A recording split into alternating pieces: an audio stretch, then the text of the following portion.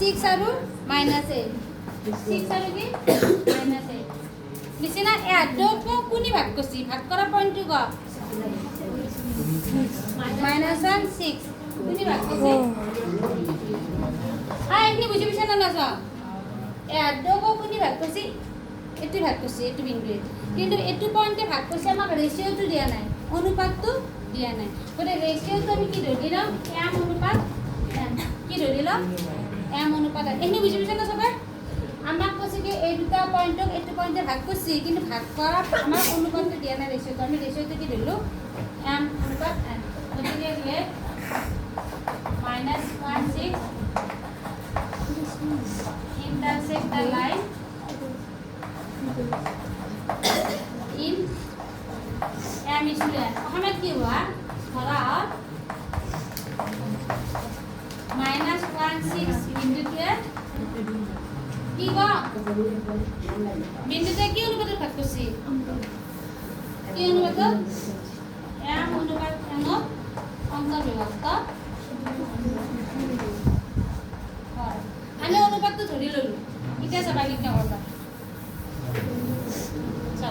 এৰে কি লম এৰে ফাৰ্ষ্টটো কি যাবচোন -1 হালকা মনোযোগ দে সমান এমৰ লগত কি পুৰা হ'ব এমৰ লগত 6 সমানে 6 এম মাজত কি প্লাস এনৰ লগত কি হ'ব এনৰ লগত কি হ'ব -3 এনে বুজি পাইছা তলত কি হ'ব m প্লাস n বুজি এটা হৰণ আছে ফেলে এনে কি হ'ব পুৰা হ'ব পুৰা হলে লাগবা -1 এদি m পুৰান পালে মাইনাস কি হ'ল m আর -1 এদি n পালে মাইনাস কি হ'ল n এসো নি এটা কি আছে 6m প্লাসে মাইনাসে কি মান মাইনাস এসো নি এটা m কিটা একটা সাইডে করে m কিটা কিন্তু সাইডে করে একটা সাইডে এটা -m আছে 6m তো প্লাস হইছে এবারে কি হবে -m আর এটা কি আছে -3m মাইনাস আনি ফেলে আনলে কি হবো প্লাস m 6 আটা কি মানে 6 আটা আর কি হাত